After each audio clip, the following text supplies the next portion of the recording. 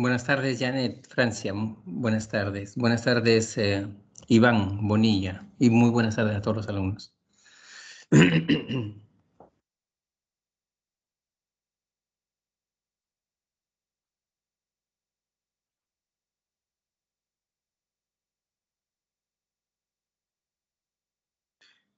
Hola, Nailín Mora. ¿Cómo estás, Nailín? Bien, muy buenas tardes, estimados alumnos y alumnas.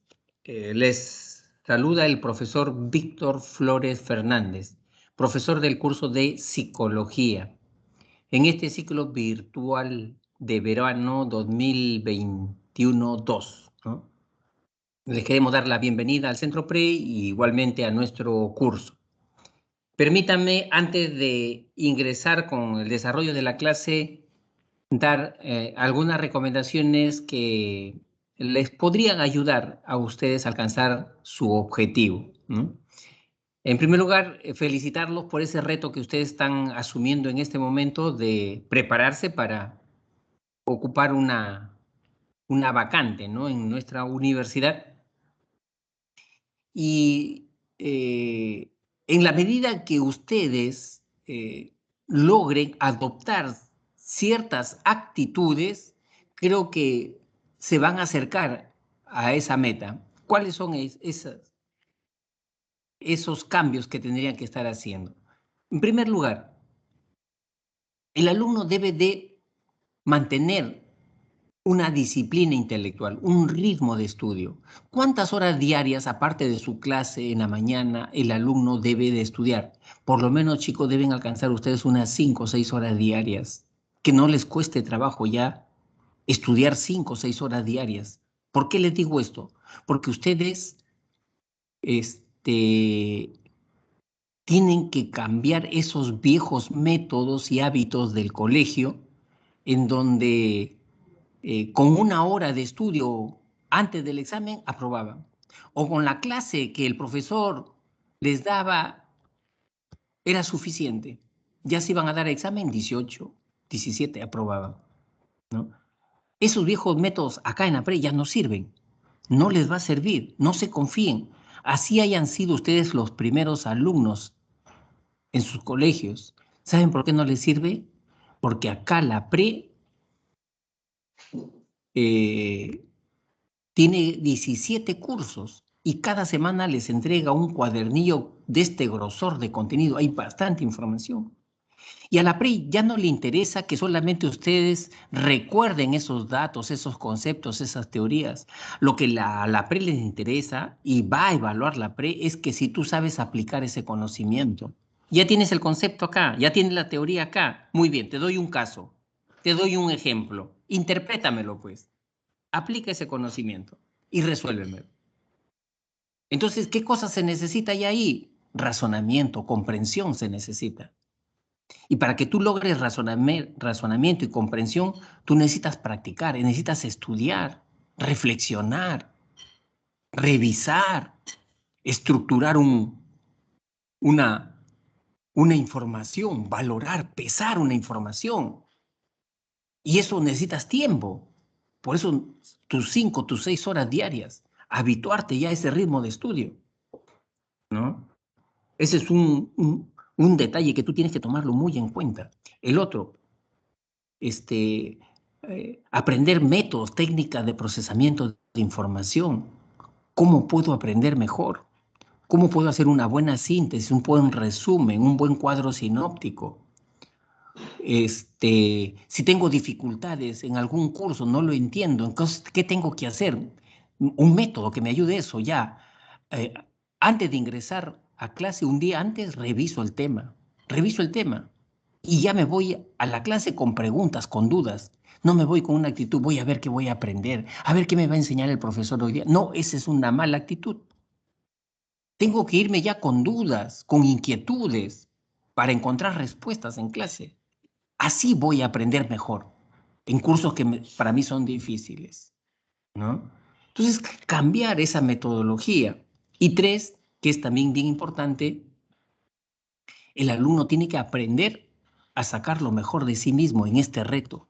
en esta exigencia. Es decir, ser una persona constante, ser una persona fuerte emocionalmente, espiritualmente, no decepcionarse tan rápidamente. Primer examen, mala nota. Ah, ya no sirvo para San Marcos. San Marcos no se ha hecho para mí. Recién estás empezando y ya te estás decepcionando. ¿Y tu fortaleza moral, anímica, dónde está? San Marcos no se define en 4 ni en 6 meses. San Marcos se está definiendo en un año, año y medio, porque hay bastante información que aprender. O sea, San Marcos es como una maratón, igualito como una maratón. Tienes que saber organizarte e ir dosificando tus fuerzas a lo largo de todo este tiempo, ¿no? Y manejar tus estados emocionales, ¿no? ¿Eso cómo se llama? Fortaleza moral, anímica. Eso es lo que tienes que ir aprendiendo, ¿no? ¿Por qué? Porque te tienes que ir motivando siempre. La preparación a San Marcos es como un viaje. Disfruta tu viaje. No lo veas como una tortura. Disfruta. Eso te va inyectando a seguir avanzando en el mundo del saber, ¿no? Entonces, mientras logres esas características, yo sé que te va a ir muy bien. Muy bien. Muchísimas gracias por escucharme estos consejos que quería hacerlo porque siento esa necesidad no solamente como profesor, sino como psicólogo y como padre de familia también, ¿ya? Bien, entonces empezamos. Eh, en cada semana se van a tratar 2 temas, porque este es un ciclo muy apretado, ¿no? Entonces hay bastante información. El día de hoy vamos a abordar el tema orígenes de la psicología y el otro tema bases sociales, perdón, bases biológicas del comportamiento, ¿no? Como ustedes deben saber, la psicología no solamente es una ciencia que produce información, sino también es una profesión, o sea, aplica todos esos conocimientos, ¿no? Y el psicólogo, pues, es un profesional que aborda diferentes temas, ¿no? No solamente cuando la persona tiene problemas, ¿no? Problemas de depresión, baja autoestima, ansiedad, de estrés, somatizaciones, sino también cuando la persona quiere desarrollarse, potenciarse como persona. Cuando esa persona quiere ser más creativa, por ejemplo, más productiva también, ¿no? O sea, la parte positiva también ve el psicólogo, no solamente la parte negativa, ¿no? Eh, Bien, ¿qué vamos a abordar en la clase del día de hoy? 2 temas, orígenes de la psicología y estos tópicos, ¿no? Los antecedentes de la psicología como ciencia, origen del término psicología, las escuelas en psicología con Freud, Pavlov, Jung, Watson, los enfoques actuales en psicología, ¿no? Con Jean Piaget, Skinner, Bandura, la definición moderna de psicología, cuáles son las áreas y especialidades de psicología y los métodos de investigación que utilizan los psicólogos para obtener conocimiento científico, descriptivo, correlacional y experimental. En las bases biológicas vamos a estudiar el sistema nervioso y el sistema nervioso central, el periférico, el sistema límbico y finalmente la plasticidad cerebral. Empezamos entonces con orígenes de la psicología, los antecedentes. Miren, la psicología es una ciencia relativamente joven. ¿Cuánto tiene de existencia? No tiene más allá de 150 años, ¿no? A diferencia de otras ciencias que ya tienen 200, 300 años, ¿no? La biología, la química, la física. O sea, es una ciencia relativamente joven. Está en su etapa de adolescente todavía la psicología. La psicología se inició en el mundo, en la cultura griega, ¿no? Ese es el origen de la psicología occidental. Los griegos pues, fue una cultura muy desarrollada, ¿no? Aportaron no solamente en el campo de la ciencia, en el campo filosófico, en el campo estético, arquitectónico, en el campo político, tuvieron grandes aportes. Y acá vamos a ver cuáles son esos hitos de la psicología antes de lograr ser una ciencia. Vamos a ver esos principales hitos. Primero, Aristóteles. Aristóteles era un filósofo materialista, ¿no? Él creía que el ser humano tenía tres tipos de alma, ¿no? Un alma vegetativa, un alma sensitiva y un alma racional. El hombre se caracterizaba entre los demás seres por tener el alma racional. Luego viene René Descartes, este filósofo francés, también tuvo dos grandes aportes. El primero, él consideraba que el ser humano tiene dos tipos de sustancia, ¿no? Una sustancia que tiene que ver con el cuerpo y otra con la mente. Y estas dos sustancias interactuaban en el cerebro, en lo que él llamó la glándula pineal, ¿no? El otro gran aporte es que él dice, mira, eh, tú quieres estudiar y entiendes al alma como hálito, como una sustancia etérea, ¿no? Como un soplo divino, así lo entiendes al alma, entonces tú tienes que estudiar teología, campo religioso, campo religioso. Pero si tú entiendes al alma como idea, como pensamiento, como una creencia, entonces tú debes estudiar filosofía y psicología. Hizo esa separación que fue muy importante, ¿no? Para separar los conocimientos de la religión, ¿no? Luego, este filósofo inglés, John Locke, ¿no? Él dice, mira, ¿cómo es la mente? La mente es como una pizarra en blanco, es una tabula rasa que se va llenando a través de las experiencias que tienen las personas. Las experiencias son escrituras que ya están impregnadas en la pizarra mental de cada individuo. Y esa pizarra mental determina el comportamiento, ¿no? Esta forma de pensar de este filósofo se le conoció como el empirismo, ¿no? El empirismo. Luego, en el siglo XVIII aparece una disciplina que es el preludio a la neurología, la frenología. Ellos creían que las protuberancias que uno tiene en la cabeza, producto de nuestro cerebro, explicarían esas protuberancias, el comportamiento y las actitudes de las personas. Por ejemplo, si una persona tiene una frente muy amplia, muy generosa, muy llamativa, para ellos era una persona inteligente, era una persona muy inteligente. Si esta persona tiene una mandíbula inferior muy pronunciada, más pronunciada que la mandíbula superior, esta persona es muy impulsiva, demasiado impulsiva. Como tú puedes apreciar, eran los primeros estudios del cerebro, los primeros estudios del cerebro, ¿no?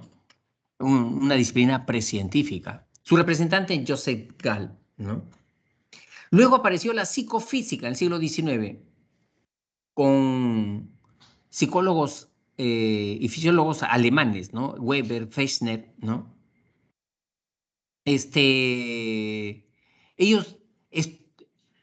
creían que se podía estudiar la relación que hay entre estímulo y respuesta. ¿Cómo?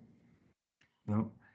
Que, por ejemplo, yo para poder darme cuenta si un foco está prendido en pleno día, ese foco debe tener una magnitud, debe tener una intensidad.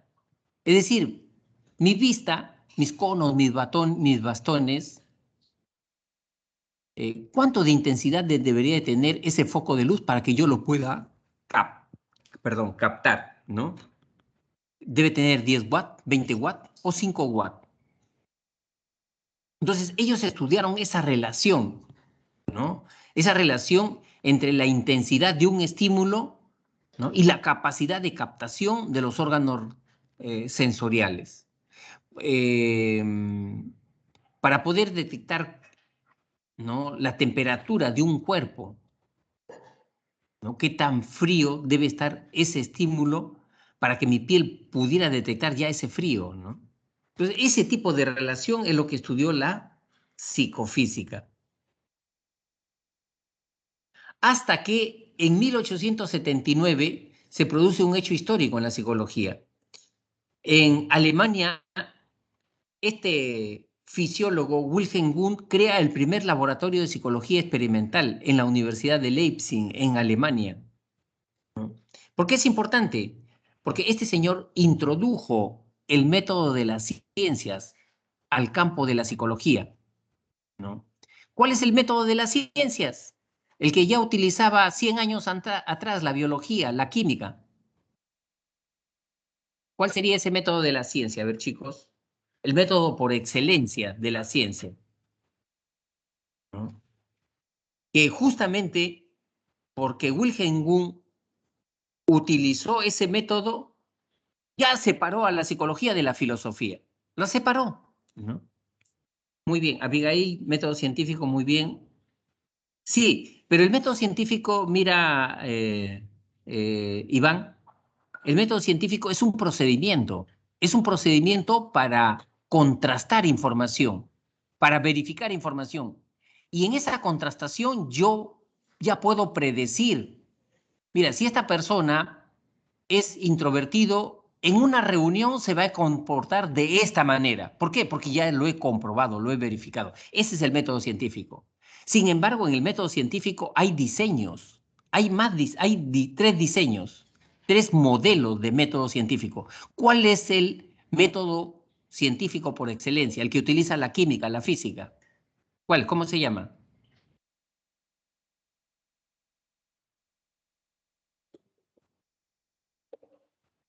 Ya, método deductivo, inductivo, ajá.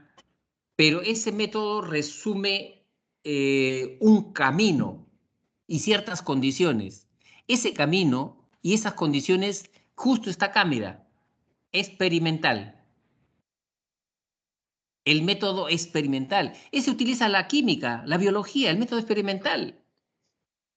Y recién nosotros, los psicólogos, lo utilizamos en 1879 con este señor. Recién. Porque antes, ¿qué hacíamos nosotros? Especulación, como la filosofía. Especulábamos. Me parece que las personas introvertidas son así. Yo creo, yo supongo que las personas introvertidas son así. Pero no verificábamos ese conocimiento. A raíz de este señor, ya no. Por eso que en honor a él lo reconocemos como el padre de la psicología científica y este hecho es la partida de nacimiento de la psicología como ciencia. Y la psicología se separa de la filosofía, pues. Ya son nuevos conocimientos. No tenía razón de ser, de estar dentro de la filosofía. No tenía razón de ser. ¿No? Y la psicología desde esa fecha entra en una etapa de desarrollo que se conoce con el nombre de las escuelas en psicología. ¿Y por qué está esta etapa? Porque cada escuela, cada doctrina se creía dueña de la verdad. Los psicólogos no nos poníamos de acuerdo cuál debe ser el objeto de estudio de la psicología. Cada escuela tenía un objeto de estudio diferente. Increíble, ¿no? Mientras la física y la biología ya habían descartado las pseudociencias, o sea, la química había descartado la alquimia, la astronomía, la astrología la había descartado ya, porque es pseudociencia, y ya sabían su objeto de estudio, se estaban enfocando en su objeto de estudio. Los psicólogos no, ¿no? Teníamos posturas diferentes sobre el objeto de estudio de la psicología. A esta etapa se le conoce con el nombre de las escuelas en psicología y aparecieron 6 doctrinas. Vamos a estudiar una por una. Primero, el estructuralismo, con Wilhelm Wundt en Alemania y Tishner en Estados Unidos. Los estructuralistas decían, la psicología para ser ciencia debe estudiar la estructura de la conciencia, los elementos de la conciencia, ¿no? En la conciencia, en la mente, ¿qué tenemos? Sensaciones, imágenes, recuerdos. Eso hay que estudiar. Los estructuralistas siglo XIX veían con buenos ojos los avances de la química, los elementos de la tabla periódica que los estaban descubriendo los elementos, los átomos en la física. Entonces, si queremos ser ciencia, tenemos que seguir ese camino, emular ese camino, decían los estructuralistas. Y el método que emplearon es el método de la introspección experimental. Es decir, entrenaron a sujetos para que verbalizaran sus sensaciones, cómo que captaban sus sensaciones, ¿no? Les ponían, por ejemplo, diferentes matices de color rojo. ¿En qué tiempo podían detectar un color? ¿En qué tiempo esos sujetos experimentales podían detectar un color? ¿No? Segundo, discriminaban los tipos de colores, ¿no? Las temperaturas, también les ponían temperaturas para ver el tacto, la piel, ¿no? Cómo lo detectaba, ¿no? Objetos calientes, fríos, ¿no? O sea, estudiaban más las sensaciones ellos estudiaban más las sensaciones, ¿no? Y lógicamente, gracias a estos experimentos, a la psicología la elevaron a rango de ciencia, ¿no? Ese fue el gran aporte de los estructuralistas. Paralelamente surgieron los funcionalistas, y los funcionalistas ya no eran fisiólogos que estaban en laboratorios en las universidades como los estructuralistas. Los funcionalistas eran maestros universitarios, estaban dedicados a la enseñanza. John Dewey, William James, Ángel, maestros universitarios. Entonces ellos tenían otras preocupaciones, otras orientaciones. Ellos decían, la psicología no debe estudiar la conciencia. Lo que debe estudiar la psicología es la función que tiene esa conciencia. Yo con mi conciencia, ¿qué cosa hago? Aprendo, pues, aprendo. Con mis pensamientos, aprendo, ¿no? Entonces lo que debe estudiar la psicología es el aprendizaje, no la conciencia, ¿no? Claro, a ellos les interesaba si sus alumnos aprendían o no aprendían. ¿Y por qué no aprendían? Capacidad intelectual. Hay que medir la capacidad intelectual de los alumnos antes de empezar el año. Eso hay que medir, eso hay que evaluar, ¿no? Y no la conciencia. El alumno tiene que adaptarse a una nueva realidad. Hay que estudiar la adaptación. Lo que pasa es que los funcionalistas eran pragmáticos, ¿no? El pragmatismo es una corriente filosófica que dice que el conocimiento, para ser conocimiento verdadero, tiene que ser un conocimiento útil, que tiene que beneficiar, si no, no es conocimiento. Gracias a esa orientación es que los funcionalistas aportaron a la psicología la psicometría, psico, mente, metría, medición de la mente. O sea, aplicaron estadística para medir personalidad, inteligencia. Gracias a ellos se crearon los primeros test de inteligencia, ¿no? Eso tenemos que agradecerle a los funcionalistas. Luego apareció la reflexología en Rusia con Iván Pavlov. Iván Pavlov decía, la psicología para hacer ciencia no tiene que estudiar la conciencia. Lo que tiene que estudiar la psicología es al sistema nervioso, especialmente la actividad nerviosa superior, el cerebro, ahí está. Y el cerebro tiene procesos de excitación e inhibición. Esos procesos hay que estudiarlos. ¿Y cómo se manifiestan? A través de reflejos. Eso hay que estudiar. Por eso que su gran desaporte de la reflexología fue el aprendizaje por condicionamiento clásico, ¿no? Es decir, ¿por qué aparecen ciertas conductas, ¿no? Especialmente esas conductas emocionales, ¿no? A veces, ¿por qué me pongo triste cuando escucho esa canción? Te pones triste porque seguramente tú aprendiste en algún momento, ¿no? Estabas pasando por un mal momento en tu vida y en ese mal momento de tu vida siempre una, dos o tres escuchaste tú esa canción y se asoció a ese mal momento. Luego pasó el tiempo, ¿no? Y nuevamente escuchas esa canción, ¡pum!, aparece la tristeza. Inmediatamente aparece la tristeza. ¿Qué ha pasado? Te has condicionado, ¿no? Te has condicionado. Y eso es por el funcionamiento de tu sistema nervioso, ¿no?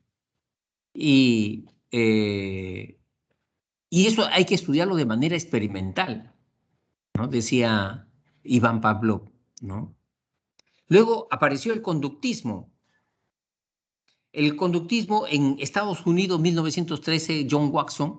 John Watson fue muy crítico con las otras escuelas, especialmente con aquellas escuelas que planteaban que se debería estudiar la conciencia, la mente, el inconsciente. Eso no es ciencia, decía el conductismo. Lo que está en la mente es una caja negra, difícil de saber. Es una caja negra. Lo que debe estudiar la psicología es la conducta manifiesta. A mí de qué el conductista diría, a mí de qué me sirve estudiar en un alumno que no quiere, no tiene motivación para el estudio, a preguntarle para ver si tiene metas, objetivos en la vida. ¿De qué me sirve? Eso no me sirve de nada.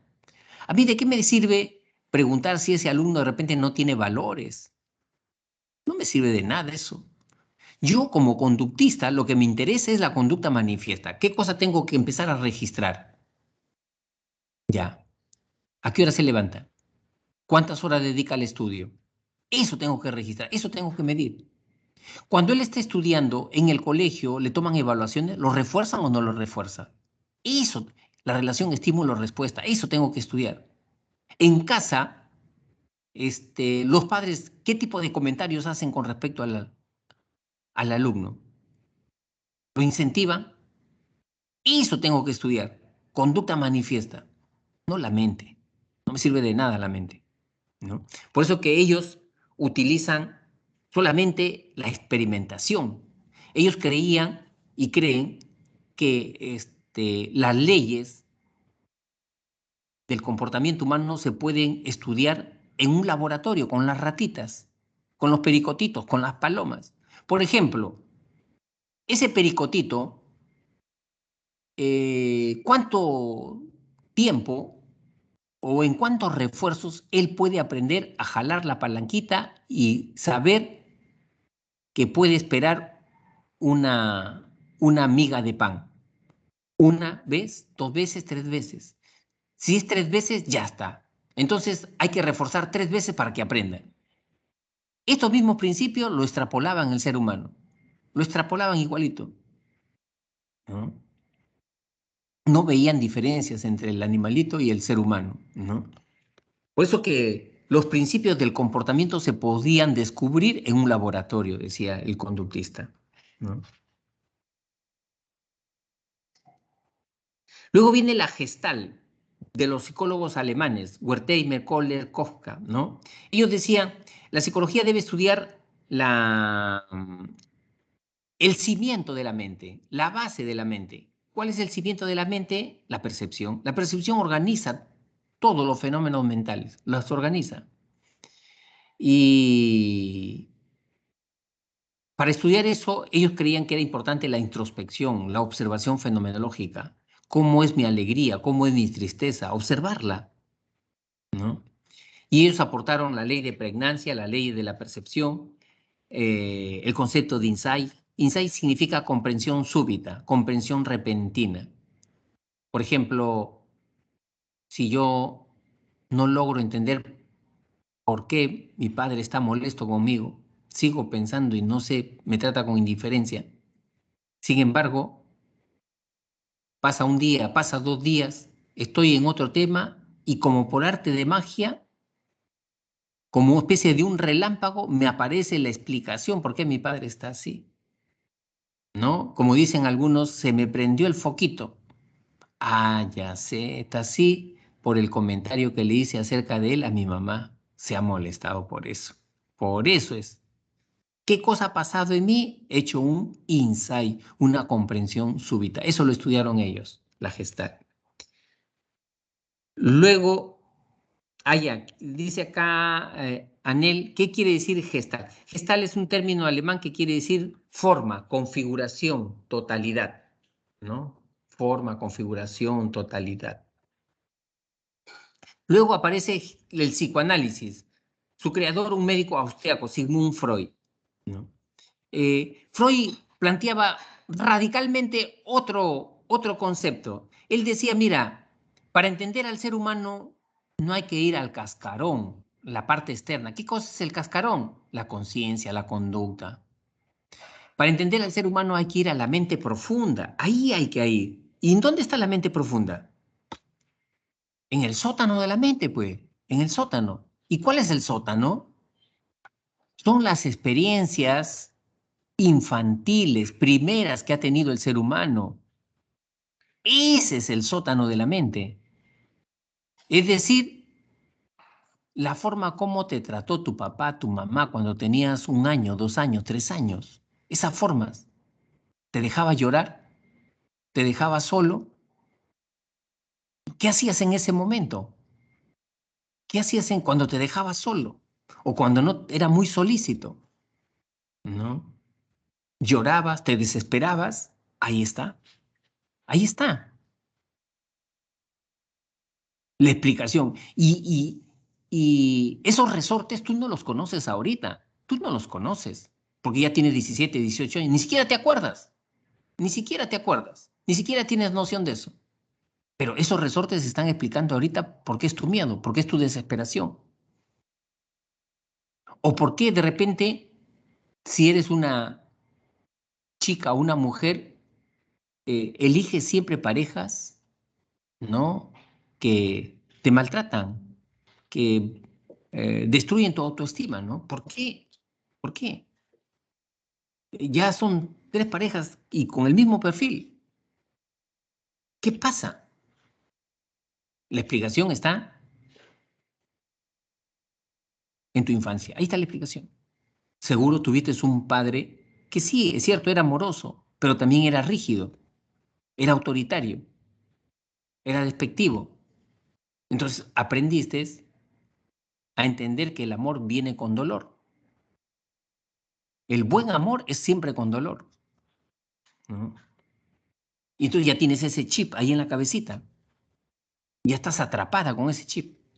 Hasta que no tomes conciencia de eso, no te vas a poder liberar, ¿no? Entonces, ese es el planteamiento del psicoanálisis, ¿no?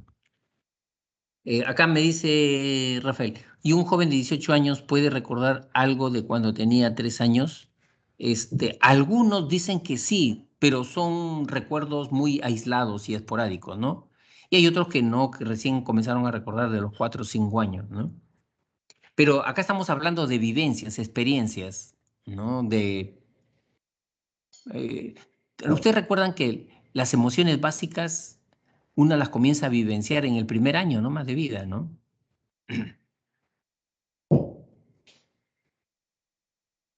Luego, eh, ¿qué ocurre? Como la psicología, estábamos en esa situación de que nos confrontábamos entre los mismos psicólogos, tú no eres científico, yo soy el que hace ciencia. Entonces la psicología había entrado a un callejón sin salida, ¿no? Había entrado a un callejón sin salida. ¿Por qué? Porque lo que había dicho el creador de esa escuela no podía ser cuestionado. Lo que había dicho Freud, sus discípulos no podían cuestionar, porque si lo cuestionaban, los expulsaban, ¿no? Entonces, eso no es ciencia, pues. La ciencia está en constante evolución, en constante cuestionamiento.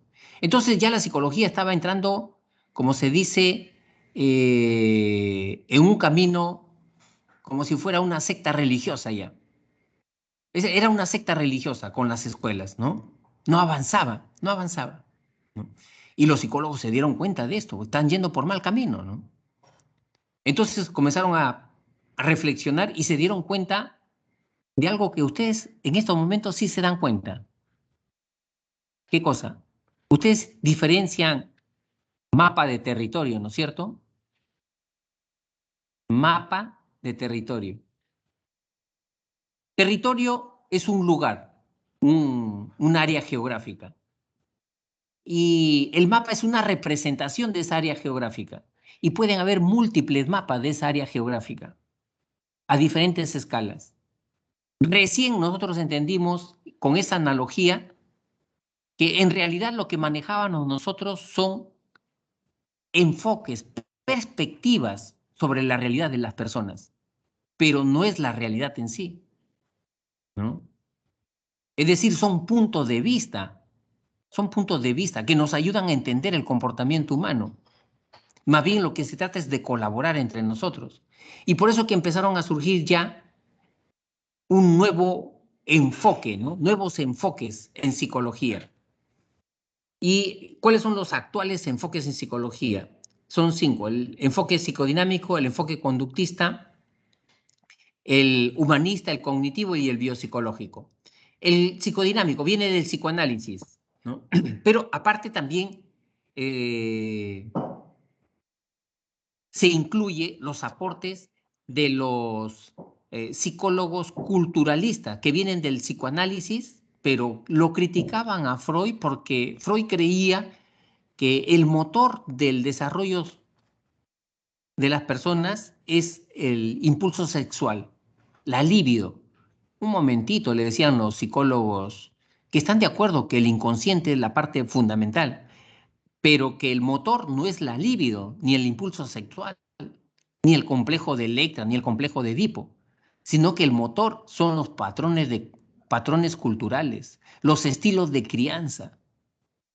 Eh, Cuando un adolescente tiene conflictos con sus padres, con el papá, y siempre está rivalizando y siempre está cuestionando y hay fricciones con el papá, el psicoanalista diría, este jovencito no ha resuelto bien su complejo de Edipo. ¿Qué pasó? Este jovencito es responsable, ¿no? En cambio, un psicólogo psicodinámico con orientación cultural diría, no, el problema no está ahí. El problema está en los patrones de crianza, en los estilos de crianza que tiene ese papá, ¿no? De repente es un papá machista, vertical, y genera esa reacción de rebeldía del alumno, ¿no? ¿No? Entonces, el enfoque psicodinámico tiene estas orientaciones ahora, ¿no? Con los aportes de Karen Horney, Eric Fromm y Adler. El enfoque conductista ya hemos dicho, ¿no? El ser humano está controlado ¿por quiénes? Por los estímulos. Por los estímulos. Yo quiero cambiar una conducta. ¿Qué cosa tengo que hacer? Aplicar un programa de recompensa, de incentivos o de castigos. Con eso lo voy a controlar. Porque ese niño está con ese berrinche. Está con ese berrinche porque el papá seguramente, la primera vez que le pidió ese helado o esa propina, no le dio, lo dejó llorar. Pero después de 20 minutos de lloriqueo, se apiadó, se compadeció y le dio. ¿Qué pasó ahí? Lo reforzó. Ahora ese niño ya está llorando una hora, ¿no? Porque fue reforzado. Entonces, no hay que castigar al niño, ¿no? Hay que manejar bien los incentivos. Si dices no, es no y es no siempre, ¿no? Cuando yo estoy explicando así, estoy utilizando un enfoque conductista. Si el alumno me dice, quiero mejorar mi motivación al estudio, yo como conductista no le voy a decir, este, a ver, ¿cuál es tu objetivo, tu meta en la vida? No, tengo que centrarme en la conducta. ¿A qué hora te levantas? ¿Cuántas horas dedicas al estudio? En eso tengo que centrarme, en algo que yo pueda medir directamente, ¿no? Bien. Luego viene el enfoque humanista. El enfoque humanista es otro lente, es otro lente totalmente diferente a los anteriores. ¿Qué cosa dicen ellos? Ellos dicen, es mentira que el ser humano esté gobernado por su pasado, por la actitud de sus padres, ¿no? Es mentira que el ser humano esté gobernado por estímulos del presente. Eso es mentira. Eso es mentira. Eso es victimizarse. El ser humano tiene que asumir el control de su propia vida. ¿Y cómo? A través de la autodeterminación. El ser humano está autodeterminado. ¿Por qué? Porque tiene libre albedrío. Tiene libre albedrío. Y tiene que asumir esa responsabilidad en su vida. El ser humano no puede vivir como zombie, como máquina, como autómata. No puede vivir así. ¿Y quiénes son los que viven así? Los que les pasa algo y siempre se escudan, siempre se justifican en otros. ¿Por qué llegaste tarde? Llegué tarde por el tráfico. Ah, ya. ¿Y quién tendría que cambiar para que tú llegues temprano? El tráfico, los carros. Ellos tienen que cambiar. Yo no. Ujú. Ah, mira, qué interesante, ¿no? O sea, tú no eres responsable de tu vida. Tú vives como zombie, ¿no? Eh, el enfoque humanista exige que las personas tomen conciencia de ese poder que tenemos todas las personas, ¿no? Y que no se victimicen más ya, ¿no? ¿Por qué eres así, tímido, callado? Por mi papá, por mi mamá. Ellos me criaron así. Mi papá, duro, represivo, ¿no? Me maltrató. Y por eso soy así, ¿no? Para que cambies, ¿quién tendría que cambiar? Mi pasado, mi papá tendría que cambiar. Pero resulta que tu papá, tú ya eres adulto, 25 años. Hasta de repente tienes 50 años, tu papá ya se murió. Y sigues así, ¿no? Con ese guión, ¿no? No te haces responsable de tu vida, ¿no? Entonces, eso es lo que plantea el enfoque humanista. El enfoque humanista dice, empecemos a desarrollar nuestro libre albedrío, nuestra responsabilidad. Empecemos a desarrollar esa tendencia natural que todos tenemos a la autorrealización. Dentro de nosotros habita una virtud, un talento, una cualidad. Desarrollemos. Y cuando yo tengo 16, 17 años y quiero escoger una carrera, escoge esa carrera que te va a permitir ser un instrumento para desarrollar lo que tú ya tienes ahí a tus 17 años. ¿Cómo se llama eso? Autorrealización. Busca una carrera que te permita autorrealizarte, ¿no? Entonces, eso es lo que plantea estos psicólogos humanistas. ¿Quiénes son? Abraham Maslow, Carl Rogers, Víctor Frank, ¿no? El enfoque cognitivista. El enfoque cognitivista dice, para entender a una persona hay que estudiar sus procesos mentales, sus procesos cognitivos. ¿Cuáles? Percepción, atención, memoria, lenguaje, pensamiento, imaginación. Esos procesos. Entiende sus mecanismos y vas a entender el comportamiento humano, ¿no?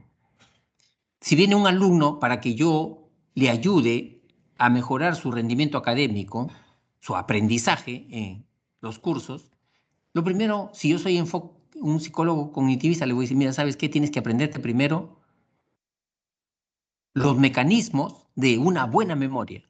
La memoria tiene 3 etapas: registro, almacenamiento y recuperación. Entonces tienes que utilizar técnicas en esas 3 etapas. Registro, tienes que saber resaltar bien, con diferentes colores, lo importante, lo secundario, ¿no? Resaltar bien. ¿Qué cosa estás haciendo? Registro. Dale una revisada, abuelo de pájaro, toda la información y hazte preguntas. ¿Qué cosa estás haciendo? Registro. Ahora, te falta almacenamiento. ¿Cómo hago almacenamiento? ¿Ya leíste? ¿Ya lo entendiste? Sí. Ahora hazte un esquema, un resumen, un cuadro sinóptico. Recién ahí estás haciendo almacenamiento. No se trata de leer por leer, sino tienes que guardar esa información con otro código, con el que tú entiendes. Recién ahí estás haciendo almacenamiento. Profesor, ¿y con eso ya tengo buena memoria, ya puedo aprender, puedo entrar al examen? No, te falta la tercera etapa de la memoria. ¿Cuál es? Recuperación. ¿Y eso qué significa? Repaso. Resuelve ejercicios antes de entrar al examen. Enseña a otra persona antes de entrar al examen. ¿Qué cosa estás haciendo? Recuperación de la información, ¿no? Recuperación de la información.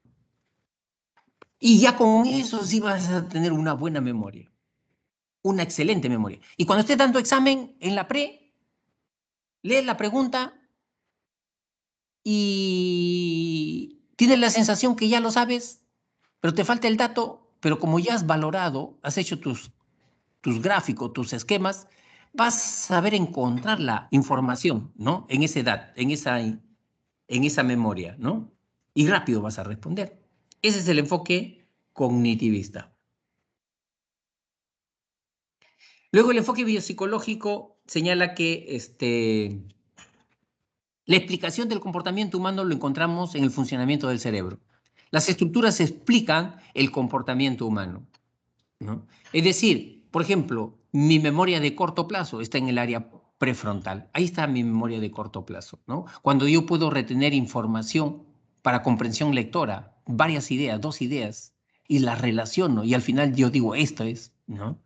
Ahí está trabajando mi área prefrontal porque tiene que ver con la memoria de corto plazo, ¿no?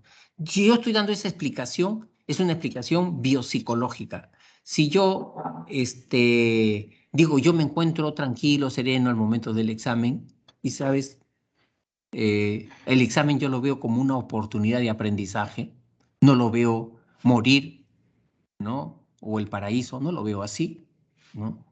Y por eso mi cuerpo, mi sistema nervioso está produciendo serotonina, estoy tranquilo. Entonces, ahí estoy explicando, estoy enfocándome de el punto de vista biopsicológico, ¿no? Sus representantes de este enfoque, Luria, Damasio, ¿no? Son dignos representantes de este enfoque, ¿no?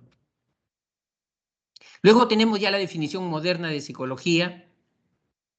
Hemos llegado a una conclusión, a un acuerdo de los psicólogos. Señalamos que la psicología es una ciencia que estudia los procesos mentales, conscientes como inconscientes, ¿no? Y el comportamiento también, igualmente, ¿no?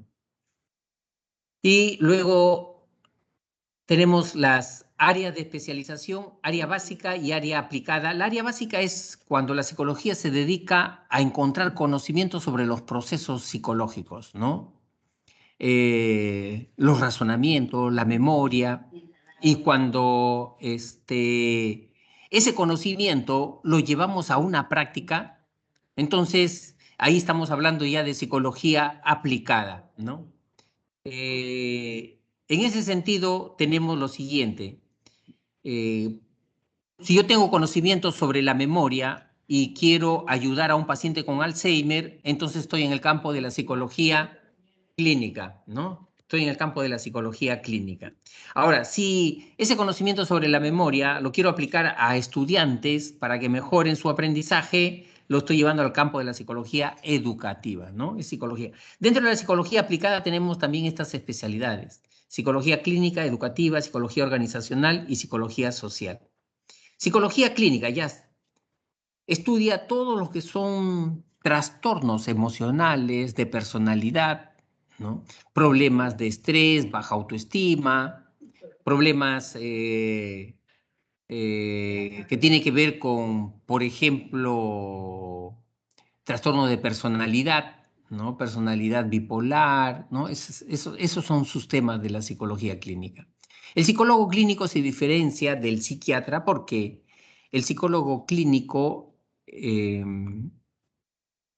no receta fármacos, ¿no? El psiquiatra sí receta fármacos, está preparado para eso porque es médico, ¿no? Nosotros no podemos recetar fármacos. Segundo, el psicólogo clínico aborda problemas de trastornos leves a moderados.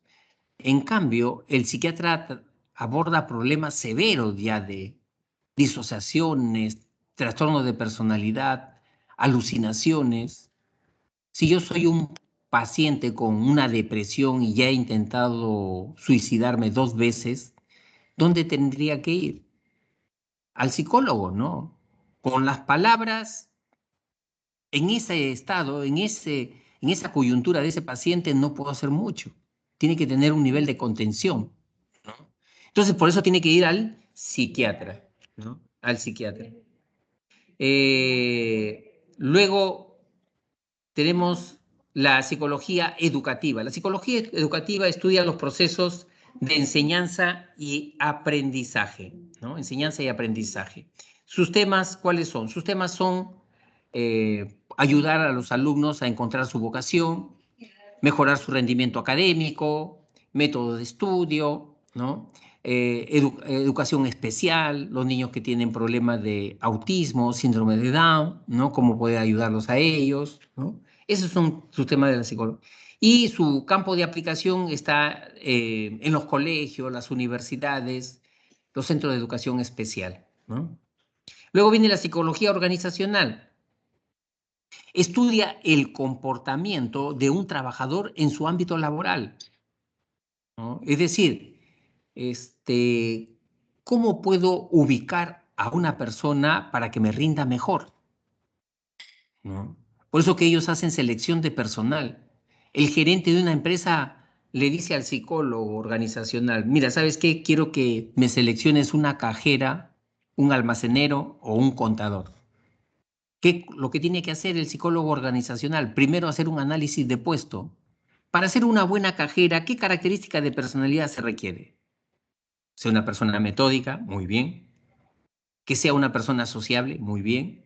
Que sea una persona que tenga una alta tolerancia a la frustración, muy bien. Esas son características de una buena cajera.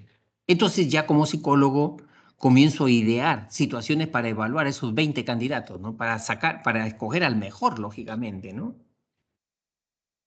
Luego viene la psicología social. La psicología social estudia el comportamiento de un individuo cuando está sometido a un contexto social, a una condición social, ¿no? Es decir, por ejemplo, las personas cambian y son diferentes cuando están condicionadas a una coyuntura, ¿no? Por ejemplo, esas mujeres que son víctimas de violencia de género, ¿por qué no se separan del esposo maltratador? Ya tienen 8, 10 años, ¿no? Y siguen con la esperanza de que él cambie en alguna oportunidad, ¿no? Y esas personas tienen una propia psicología. ¿Quién lo estudia? El psicólogo social, ¿no? Esas personas que participan en pandillas, ¿no? Incluso hay hasta personas de 30, 35 años, ¿no? Que siguen en pandillas, ¿no? Se juntan 50, 60 chicos, ¿no? En zonas urbanos marginales, Comas, Coyique, Quinta Zona, Año Nuevo, Pachacama, Lurín, ¿no? Tienen su propia psicología. ¿Quién debe estudiar ese tema? El psicólogo social. Las personas que están en comunidades campesinas, al lado de mineras, donde hay muchos conflictos ahí por la contaminación ambiental. ¿Quién tiene que entrar ahí? El psicólogo social, ¿no? Bien, seguimos entonces. Ahora entramos al método de investigación en psicología. Ya hemos señalado que el método científico tiene estas características. Primero, verifica el conocimiento. No es que a mí me parece, yo creo que las personas introvertidas son así, yo supongo que son así, nada de suponer. El método científico es aquel que ya verificó esa información, ya contrastó esa información. Y no solamente eso, sino que tiene la capacidad de predecir el comportamiento. Si no, no es científico, pues. Entonces regresemos nosotros a la astrología, al tarot, regresemos a eso, ¿no? Pero no, ya tenemos conocimiento científico. Ahora, en este método científico hay diseños, unos más rigurosos que otros, ¿no? Y depende del tema muchas veces que uno quiere investigar. Por eso que hablamos de tres diseños, el descriptivo, el correlacional y el experimental. El descriptivo se utiliza cuando yo recién estoy entrando a conocer un tema. No tengo mucha información. Y al sujeto que voy a investigar, quiero investigarlo en su ambiente natural. Cuando quiero estudiar la conducta de apego de un niño de 3 años hacia su madre, ¿qué hace el niño, por ejemplo, cuando la madre se ausenta? ¿Dónde está el niño? ¿Qué hace? A ese niño y a esa madre no la puedo sacar de su ambiente natural. Tiene que ser ahí en su misma casita. ¿Y qué cosa comienzo a hacer? A registrar, a anotar, ¿no? O pongo cámaras. Quiero observar, por ejemplo, si en algún colegio de Lima Metropolitana hay bullying. ¿Qué hago? Hago encuestas, cuestionarios a los alumnos, tutores, profesores, ¿no? Eso es lo que yo hago, eso es lo que me permite el método descriptivo, ¿no? Observar, registrar, detallar una característica de una variable. En cambio, el método correlacional es cuando yo ya tengo dos variables y quiero saber la relación que existe entre estas dos variables, ¿no? Por ejemplo, métodos y técnicas de estudio, esa es una variable. ¿Tiene una relación, una vinculación con rendimiento académico? Es decir, si el alumno tiene buenos métodos de estudio, ¿tendrá un mejor rendimiento académico? Esa relación quiero investigarla, método correlacional. Y para ello utilizo estadística. Acá lo único que a ustedes les interesa, estimados alumnos, es que sepan que hay técnicas estadísticas. No qué técnica estadística, porque eso ya lo van a aprender en la universidad, ¿no? Solamente que aplicamos una técnica estadística. Es decir, cogemos 100 alumnos, le aplicamos un test sobre métodos de investigación y me salen 100 puntuaciones de los 100 alumnos sobre métodos de estudio. La otra variable, notas, primer bimestre de 100 alumnos. Aplico el método estadístico y me va a salir un número de 0 a 1. Cuando ese resultado me sale de 0.66 a más, me está diciendo que hay una relación. Sí hay una relación. Pero si me sale menos de 0.66, no hay ninguna relación entre método de estudio y rendimiento académico. Eso es lo que yo debería de concluir, ¿no? Ahora, esta relación puede ser positiva o negativa. ¿Qué significa? Positiva, que si una variable aumenta, la otra también aumenta. Es decir, si yo tengo más habilidades sociales, mi autoestima va a aumentar. Ahí hay una relación positiva. A mayor habilidades sociales, mayor autoestima. Correlación positiva. Correlación negativa significa si una variable aumenta, la otra variable disminuye. Es decir, si tengo menos horas de sueño, voy a tener más estrés. Si yo duermo solamente 3 horas, 4 horas, después, manteniendo un ritmo así, voy a tener más estrés, más tensión, más irritable, ¿no? Correlación negativa. Y el método por excelencia, método científico por excelencia es el método experimental. Pero para que sea un método experimental tiene que tener dos condiciones. La primera, la existencia de dos variables, que esas dos variables tienen que tener una relación de causa-efecto. Acuérdense ustedes que en el método correlacional la relación era una relación de probabilidad. Probabilidad. A mejores métodos de estudio es probable que haya un mejor rendimiento académico.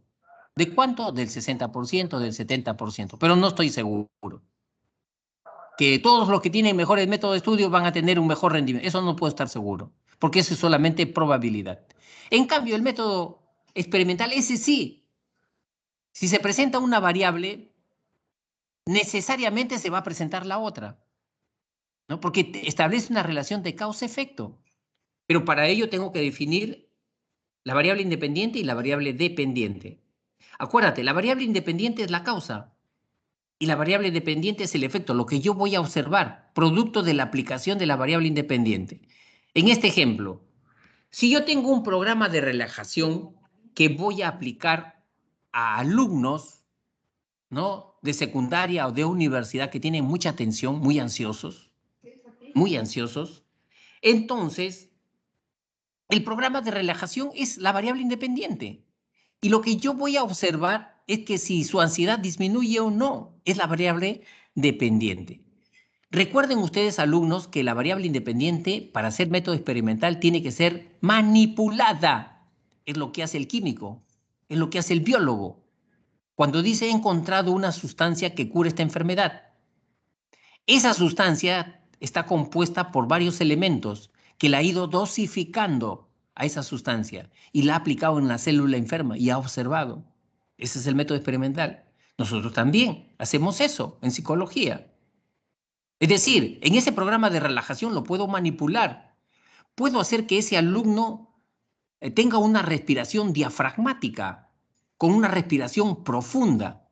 Y no solamente la respiración, sino también utilizo técnicas de relajación muscular, ¿no? Estoy dosificando mi programa de relajación y estoy viendo el resultado, si el alumno está más relajado o no. La otra condición es que tiene que haber dos grupos, grupo control y grupo experimental. Recuerden, en el grupo de control yo no aplico la variable independiente. Tengo 15 chicos que son tensos al momento del examen, muy ansiosos, ¿no? A esos 15 chicos no le aplico la variable independiente. Siguen así durante 15 días. En cambio, a mi grupo experimental, otros 15 chicos, también tensos, ansiosos, sí le aplico el programa de relajación. Después de 15 días observo. Y de repente puedo observar que a mi grupo control que no le apliqué la variable independiente siguen igual de tensos o están peor todavía incluso. En cambio, mi grupo experimental, que sí les apliqué el programa de relajación, después de 15 días, ha disminuido su ansiedad, manejan su ansiedad, gestionan su ansiedad y su rendimiento es mejor. Entonces se ha establecido una relación de causa-efecto. Bien, hasta acá estamos con la pregunta, perdón, con el tema, ¿no? Sobre la psicología como ciencia. Miren, nos falta el último tema. ¿Están cansados? ¿Cómo está el estado de ánimo, chicos? A la 1:09. ¿Cansaditos? ¿Aburridos? ¿Con ganas de seguir? Creo que ya están dormidos, me parece. Siempre por la calor se siente, ahí está, ¿no? Ahí dice, está con hambre, por ejemplo, mi tocayo, a ver, ¿no?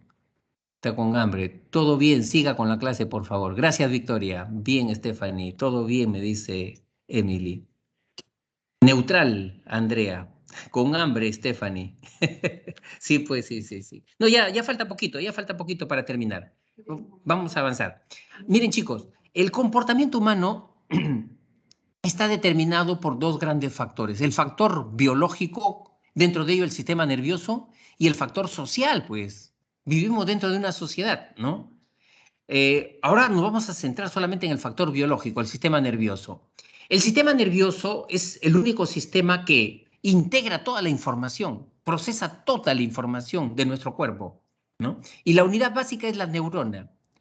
La neurona es la célula básica del sistema nervioso. El cerebro tiene más de 100.000 millones de neuronas. Y la estructura de la neurona es que tiene tres partes. Las dendritas, que son estas ramificaciones, ¿ven estos bracitos? ¿No? Y el soma o cuerpo, además del cilindro eje o axón. Cilindro eje axón. Estos son los botones terminales. Por acá se comunican ya las neuronas, ¿no? Las neuronas no están unidas a otras neuronas ni enlazadas. Tienen un espacio sináptico. Miren, ve, los espacios sinápticos. Y entonces, ¿qué pasa? Que las neuronas se comunican a través de mensajeros químicos. Esos mensajeros químicos se llaman neurotransmisores, ¿no? Los neurotransmisores regulan el estado de ánimo, ¿no? Regulan el estado de ánimo. Por ejemplo, ¿por qué estoy tranquilo, sereno? Porque tengo serotonina. ¿Por qué estoy efusivo, alegre, eufórico? Porque tengo dopamina.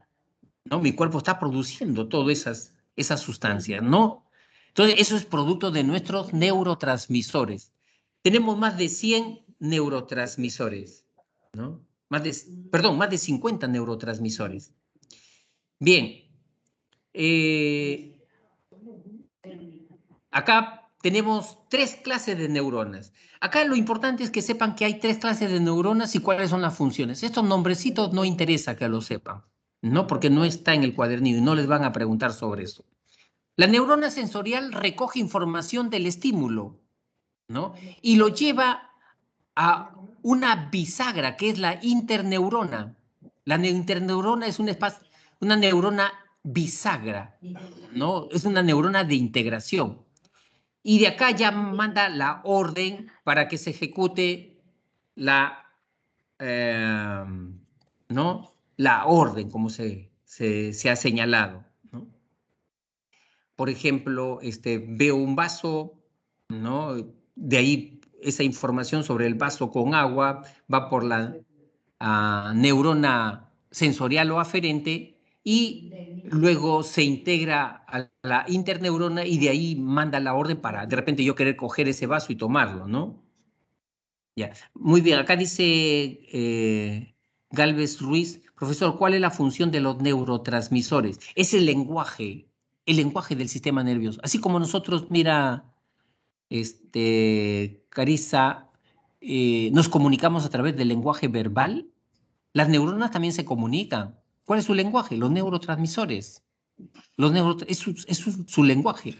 Y los neurotransmisores nos regulan nuestro estado de ánimo, regulan nuestra energía. Eso es lo que hacen los neurotransmisores. Por ejemplo, las personas depresivas, muy depresivas, no tienen serotonina. Su cuerpo no produce serotonina, ¿no? Así están las personas depresivas, ¿no? Pero tú quieres producir neurotransmisor, tienes que realizar actividades, ¿no? Por ejemplo, tú no vas a sentir cansancio, malestar ni sueño cuando haces una actividad que a ti te produzca placer, satisfacción, gozo. Al que le produce el placer el deporte o escuchar música, va a producir endorfina. No va a sentir cansancio, no va a sentir sueño. Va a estar pletórico. Tú has visto, por ejemplo, esas personas que están enamoradas, profundamente enamoradas, ¿no? Producen endorfinas. ¿A ustedes cómo le llaman? Los camotudos, ¿no? Producen endorfinas. Entonces la chica le dice pues a ese joven enamorado, mi amor, espérame un ratito en la esquina, ahorita salgo. Un ratito, ya tiene una hora o media hora esperando y está ahí en la esquina como soldado espartano. El clima, la temperatura no le hace mella porque está bien enamorado, ¿no? Entonces, uno mismo puede producir esos neurotransmisores sin necesidad de estar tomándose, ¿no? Esos fármacos. Seguimos. A ver, estamos por acá. Miren, ubíquense, esta es la estructura del sistema nervioso, ¿no? Tenemos el sistema nervioso central, el sistema nervioso periférico. En el sistema nervioso central tenemos al encéfalo y a la médula. Dentro del encéfalo tenemos al cerebro, al cerebelo y al tronco encefálico. El tronco encefálico tiene tres partes: mesencéfalo, protuberancia y bulbo raquídeo. El sistema nervioso periférico, recuerden, es el que entra en contacto directo con la información de los estímulos. ¿No? El sistema nervioso central no entra en contacto con los estímulos. ¿Quién alimenta el sistema nervioso central con información? El sistema nervioso periférico. Y aquí tenemos al somático y al autonómico. El somático tenemos los nervios craneales y los espinales. El sistema nervioso autónomo vegetativo, el simpático y el parasimpático, ¿no? Así ordénense, así vamos a seguir. Esta es nuestra secuencia para explicarles, ¿ya? Entonces entramos al encéfalo, ¿no? Al encéfalo. O en todo caso, al primero, al sistema nervioso central, ¿no? El sistema nervioso central es el que planifica, se encarga de las funciones psicológicas superiores. Y ahí tenemos al encéfalo y a la médula espinal, ¿no? Esas son las dos estructuras básicas del sistema nervioso central. Una metáfora que le han puesto al sistema nervioso central es el CPU de la computadora, porque ahí se procesa toda la información, ¿no? Ese es nuestro CPU, ¿no? Luego tenemos dentro del encéfalo las siguientes estructuras. El cerebro, la principal de ellas. El cerebro es una estructura gelatinosa, rugosa, mantecosa, ¿no? Resbaladiza, ¿no? Está llena de pliegues, circunvoluciones. Dice que si tú tienes un cerebro en la mano, solamente vas a ver la tercera parte de esas circunvoluciones. Las dos terceras partes están metidas adentro, no se ven, no se ven, ¿no? El cerebro tiene una capa que lo protege, se llaman las meninges. Y son tres. Miren, acá están, miren chicos, ve, las meninges. Dura madre, aracnoideas, pía, madre. Acá están, ve. Protegen al cerebro. ¿Por qué creen ustedes que cuando una madre tiene su bebito y está con fiebre y esas fiebres son altas, las madres se preocupan porque comienzan a convulsionar con fiebres altas el bebito? Y cuando convulsionan, quiere decir que la meninges le va a afectar la meninges. Es decir, inflama la meninges y puede romperlas. Y al romperlas puede deteriorar ceguera, parálisis. Es muy peligroso eso, ¿no? El cerebro tiene un peso aproximado de 1.350 gramos en el caso del varón y 1.250 gramos en el caso de la mujer. ¿Por qué esa diferencia? Porque el peso del cerebro tiene que guardar una proporción con el peso corporal. Los varones tenemos más masa corporal, por lo tanto nuestro cerebro debe pesar más, ¿no? ¿No? Entonces, esas son las características del cerebro, ¿no? El cerebro se divide en dos hemisferios porque si uno hace un corte sagital de esta manera, ¿no? Un corte sagital de esta manera, vamos a tener dos hemisferios también, ¿no? Al cerebro se le puede estudiar entonces de dos maneras: por los lóbulos corticales y por los hemisferios cerebrales. O sea, hay dos maneras de estudiar al cerebro, ¿no? ¿Por lóbulos corticales o por hemisferio cerebral? Miren, acá tenemos tres cisuras, tres surcos, ¿no? Tres surcos. Este es el surco lateral, este es el surco central o de Rolando. Este es el surco lateral o de Silvio. Y este es el surco perpendicular o externo. Con estos tres surcos al cerebro lo hemos dividido en cuatro lóbulos. Este es el lóbulo frontal, el lóbulo parietal y el lóbulo occipital y el lóbulo, acá tenemos el lóbulo temporal, el que está en, ¿no?, la oreja. Es el lóbulo temporal. Hay un neurólogo famoso, Brodmann, que ha cartografiado el cerebro y ha encontrado 52 áreas. A nosotros no nos interesa estudiar las 52 áreas, solamente algunas, ¿no? Las que son relevantes que un alumno de universidad culturalmente ya maneje, ¿no? ¿Cuáles son ellas? Las que están anotadas acá. Empezamos con el lóbulo frontal. Miren, en el área frontal, adyacente a la cisura de Rolando, hay un área que se llama el área motriz, ¿no? El área motriz. O también homúnculo de Penfield motriz, porque Penfield la descubrió. ¿De qué se encarga? Acá se controla los movimientos voluntarios. Cuando me llevo el brazo, la mano a la cabeza, de ahí está saliendo la orden. Cuando comienzo a caminar o recojo los pies, de acá está saliendo la orden. De acá, de ahí sale la orden.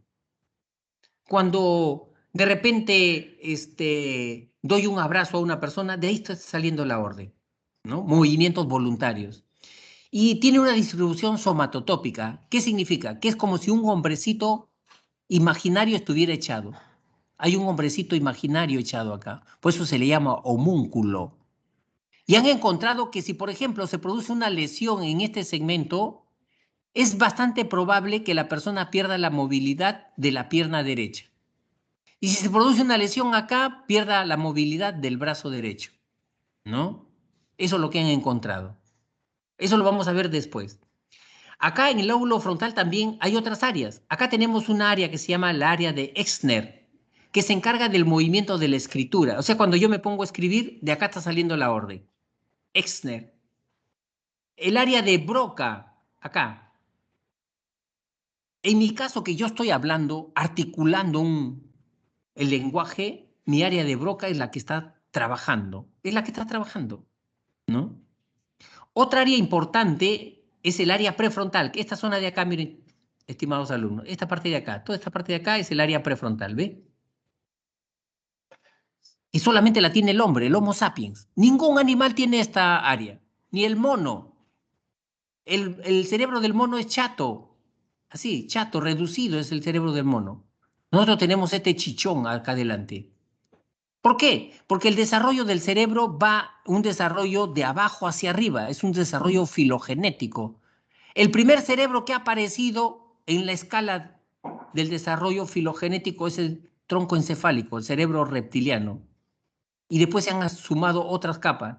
Después el cerebro de los mamíferos, ¿no? Esto es el cerebro de los primates. Esto es el cerebro de los primates. Pero ya el Homo sapiens tiene esto. Y vamos a seguir desarrollándonos. No nos vamos a quedar así. Cuando avancemos, ¿no? Acá nos va a salir una protuberancia, porque así sigue el desarrollo, pero ya vamos a ser otra especie. ¿Ya? Luego tenemos el área parietal.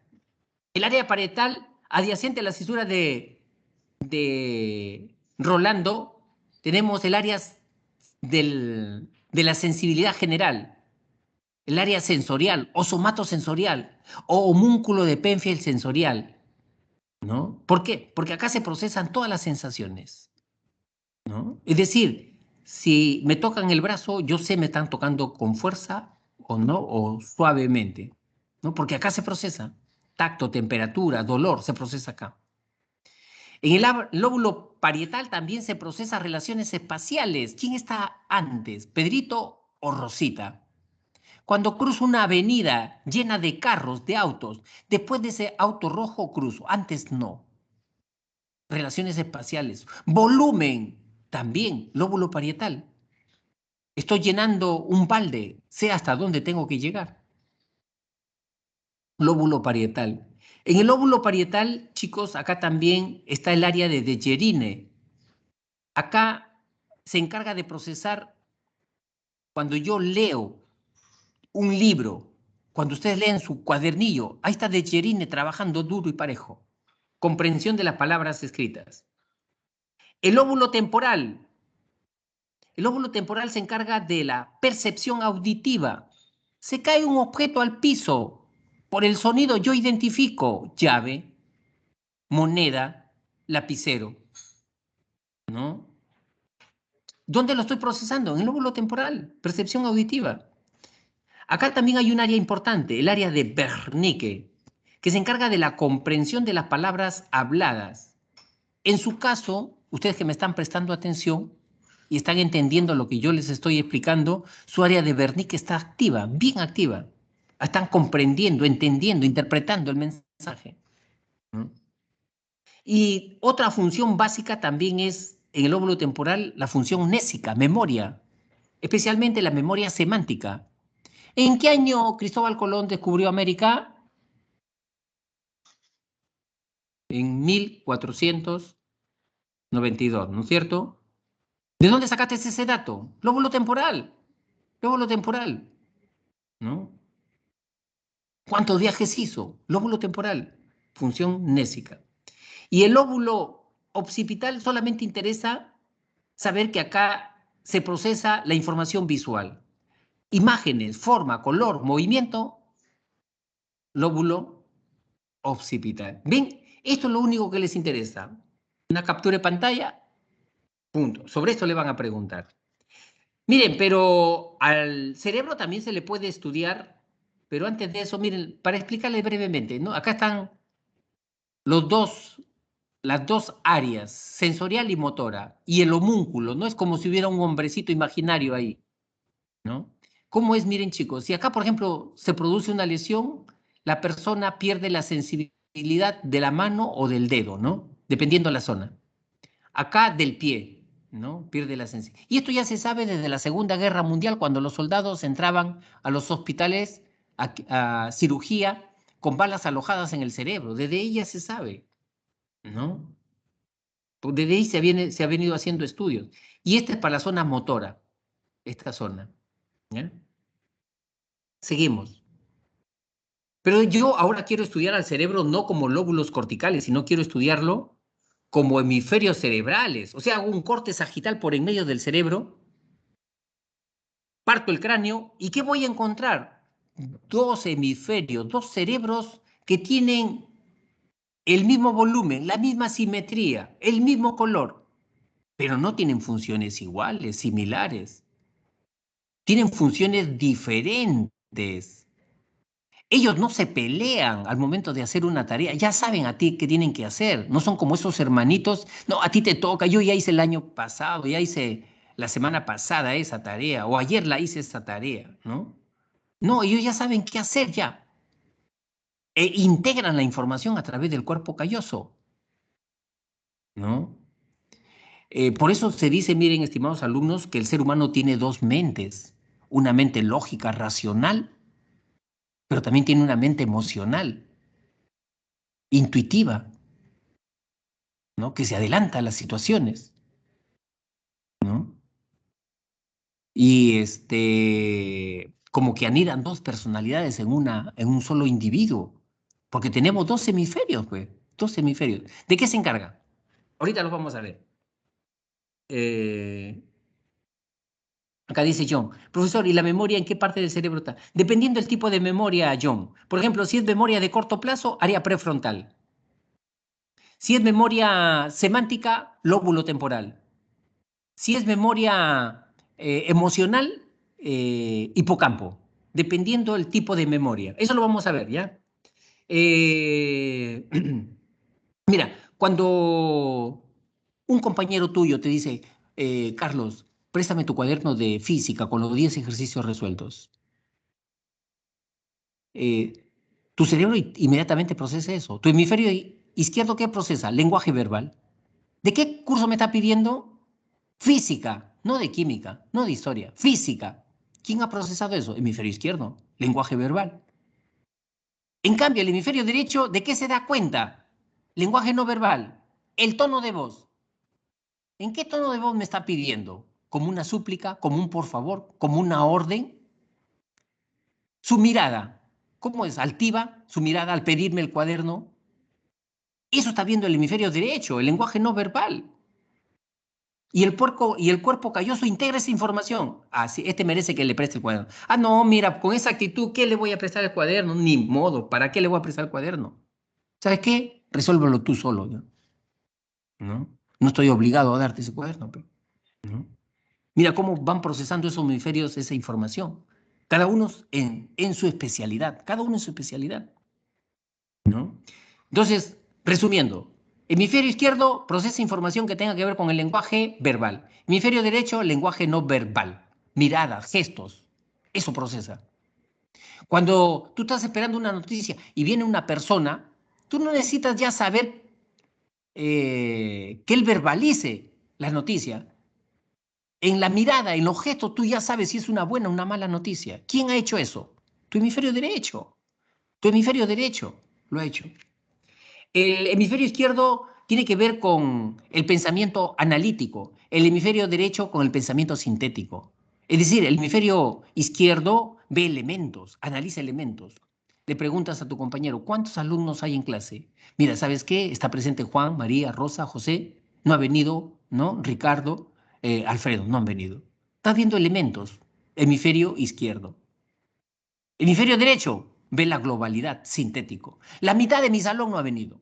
La tercera parte de mi salón no ha venido. La cuarta parte de mi salón no ha venido. En sentido global. ¿Ves en sentido global? Así es el hemisferio derecho, ¿no? El hemisferio izquierdo tiene que ver con la lógica, la razón, la ciencia. Por eso se le llama el hemisferio científico. En cambio, el hemisferio derecho tiene que ver con la intuición, la imaginación. Cuando tú dices, oye, no sé por qué, pero me parece que una pregunta sobre hemisferio me va a venir en el examen. Una pregunta sobre el lóbulo frontal me va a venir en el examen. ¿Cómo has llegado a esa conclusión? No sé, pero a mí, no sé, tengo ese pálpito que me va a venir eso. ¿Qué estás haciendo? Estás intuyendo. ¿Quién crees que está procesando, te está dando esa información? El hemisferio derecho. Te presentan a una persona. No me cae. Tiene algo, no sé qué cosa, pero no me cae. Oye. No me inspira confianza. Oye. Pero trátalo siquiera. No, la verdad que no. No. ¿Quién crees que está procesando la información? Hemisferio derecho. Te está anunciando. Te está anunciando. Hay algo. Ahí en esa persona hay algo. ¿No? Por eso que no es muy consciente, pero ya es la parte emocional, ¿no? Por eso que al hemisferio izquierdo también se le llama el hemisferio masculino, porque los hombres dice que en promedio tienen más estas facultades, y al hemisferio derecho se le llama el hemisferio femenino, porque las mujeres en promedio tienen más desarrolladas estas facultades. Una mujer dice que rápido se da cuenta de las intenciones de las otras personas, ¿no? Le hace un escaneo de pies a cabeza y ya en 5 segundos tiene una radiografía sobre esa persona. Incluso hay mujeres más intuitivas que en 5 segundos tienen una tomografía axial computarizada sobre esa persona, ¿no? En cambio, nosotros los varones no prestamos atención a esos aspectos, ¿no? ¿No? A veces, no sé si tú has visto, hay varones que somos tan rígidos que sabemos que una amiga está con problemas en casa, vamos, la visitamos o nos comunicamos con ella, la vemos que está llorando y todavía le preguntamos, ¿qué? ¿Estás llorando? La amiga está que bota borbotones de lágrima y todavía le preguntamos si es que está llorando, ¿no? Porque somos torpes, incluso algunos somos torpes al cubo, a la n potencia, ¿no? Por eso dicen chicos que tanto hombres y mujeres deben desarrollar las funciones tanto del hemisferio masculino, del hemisferio izquierdo como las del hemisferio derecho, ¿ya? Las dos tenemos que ir desarrollando. El hombre tiene que aprender a ser tierno, afectuoso y no por eso sentirse mal. La mujer tiene que aprender a ser firme, determinada y no por eso sentirse machona, ¿no? El hemisferio izquierdo controla el hemicuerpo derecho, mueve brazo, pierna derecha. El hemisferio derecho controla cuerpo izquierdo. El hemisferio izquierdo procesa información lineal. El hemisferio derecho procesa información de manera paralela, simultánea, ¿no? Y acá se han encontrado diferencias también, pues, ¿no es cierto? De género. Por ejemplo, un hombre cómo ve televisión, con sus 5 sentidos. No quiere que nadie le hable. La mujer, en cambio, ve televisión y ya está conversando. Mira, él se va a quedar con ella. Al final te vas a acordar que se va a quedar con... Comienza a conversar y a mirar. O comienza a escribir, está escribiendo y está mirando la televisión. ¿Por qué? Porque puede procesar de manera paralela la situación. No, tiene esa capacidad, ¿no? Tiene esa capacidad. Dice que cuando se juntan un grupo de varones, son parametrados, rígidos, ¿no? Ahora te toca a ti hablar. A ver, ¿qué cosa me quieres decir? Otro quiere intervenir. Oye, espera que él termine y después tú hablas, ¿no? Somos parametrados, rígidos los varones. Nos gusta respetar turnos, secuencias. En cambio, cuando se juntan 5 o 6 chicas, ahí la cosa cambia. Dice que ahí las 5 hablan a la vez. Y lo curioso no es que las 5 hablen, lo curioso es que las 5 se entienden, ¿no? Porque tienen esa capacidad, ¿no? Miren, sobre las funciones, acá les voy a enviar un video muy bonito, les recomiendo si tienen tiempo, se llama El derrame de la iluminación, que explica una neuróloga cómo funcionan los dos hemisferios. Ahí está en el chat, ya lo puse, ¿ya? Para que lo puedan ver, ¿ya? Bonito el video. Ahí entendí muchas cosas yo, incluso sobre la muerte. Que en nuestro cerebro, ¿qué se muere primero cuando nos estamos yendo ya de este mundo, ¿no? Ahí van a ver bastante. Ya, listo. Acá tenemos el cerebelo. El cerebelo es el árbol de la vida. Esta área roja, ¿de qué se encarga? De los movimientos que nos permitan dar armonía, precisión. Eso es el gran aporte del cerebelo. Que nuestro cuerpo no se mueva como una gelatina, como en este dibujo, sino que tengan armonía, que tengan precisión. Cuando yo cojo, por ejemplo, el lapicero, me voy con la mano y los dedos directamente al lapicero, no me voy a los costados. Eso hace el cerebelo. Eso hace el cerebelo. Que yo me pueda parar en un solo pie sin caerme. Eso hace el cerebelo. O sea, tiene que ver con la armonía, el equilibrio, el tono muscular. ¿Ya? Luego tenemos el tronco encefálico. También se le conoce como el tallo cerebral, ¿no? Cerebro reptiliano también le llaman esto. Se encarga de las funciones vitales. Mire, este es el tronco encefálico. Este no, porque este ya médula espinal. De acá a acá nomás es el tronco encefálico. Se encarga de la respiración, se encarga de deglutir, pasar alimentos, ¿no? Pasar alimentos. De eso se encarga el tronco encefálico. Y tiene 3 partes, ¿no? Acá tenemos el mesencéfalo, el puente y el bulbo, ¿no? El bulbo raquídeo. Son las 3 partes del tronco encefálico. Cuando se lesiona el tronco encefálico, miren chicos, acá se lesiona el tronco encefálico por accidente automovilístico, la persona queda en estado de coma. Por eso que una persona con estado de coma hay que alimentarla con sondas. Hay que darle respiración porque esas funciones ya no están activas ya, ¿no? Y entre el tronco encefálico y la corteza cerebral hay redes, caminos, vías. Esas redes se le llama la formación reticular, o sea, conectan al tronco con la corteza.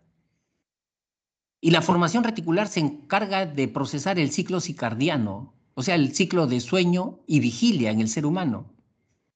Tú tienes una hora que te levantas, te despiertas, 6 de la mañana, 5 de la mañana, ya te estás despertando. ¿Qué hace el tronco encefálico? Comienza a mandar descargas eléctricas hacia la corteza cerebral. Y es como si prendieran foquitos en la corteza cerebral. Entonces tú estás durmiendo, somnolencia, lucidez, y después comienzas a estudiar, estás activo ya. Esa es la formación reticular ascendente, ascendente, ¿no? En la noche, de repente, estás estudiando, ¿no? 1 de la mañana, pero ya te vence el sueño, pero en horas tienes examen y no quieres dormirte.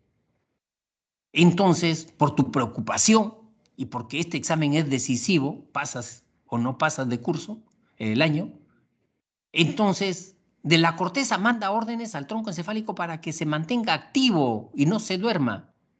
Esa es la vía descendente de la formación reticular. Esa es la vía descendente, ¿ya? O sea, hay dos vías, ascendente y descendente, ¿ya? Luego tenemos el sistema nervioso periférico, ¿no? Dentro del sistema nervioso periférico, acuérdense, tenemos el sistema somático y el autonómico, ¿no? Son dos. Dentro del sistema nervioso somático tenemos dos, los nervios espinales y los nervios craneales. Miren, los nervios espinales parten de la columna, de acá ve, la columna vertebral. La columna es el del grosor de un lápiz, de un dedo, así es. Pero es muy delicada, ¿no? Cuando se produce una lesión por accidente, son esos golpes secos, ¿no? Golpes secos que laceran, cortan la médula espinal. Cuando es en la región cervical, ¿no? Dice que la persona queda cuadraplégica inmediatamente. Cuadraplégica, no puede mover brazos ni piernas. Pero si es acá, en la región sacra o lumbar, la persona solamente pierde la movilidad y la sensibilidad en las piernas, ¿no? Entonces acá ustedes están viendo los nervios cervicales, los nervios dorsales están acá, los nervios lumbares y los nervios sacros, ¿no? Más un coccigio, ¿no? Esto ya es un corte horizontal de la médula, miren chicos, corte horizontal de la médula. Y esto explica el arco reflejo. ¿Qué significa? Por ejemplo, si yo sin saber cojo una olla caliente, ¿no? Entonces la información llega a través de la piel de mis dedos hasta la médula. Y en la médula da una media vuelta y regresa la orden para retirar mis dedos y mi mano de allí. No necesita irse al cerebro, a la zona somatosensorial del lóbulo parietal. Acá nomás da, es una cuestión de sobrevivencia. ¿Cómo se llama eso? Arco reflejo. Ese es el arco reflejo, ¿no?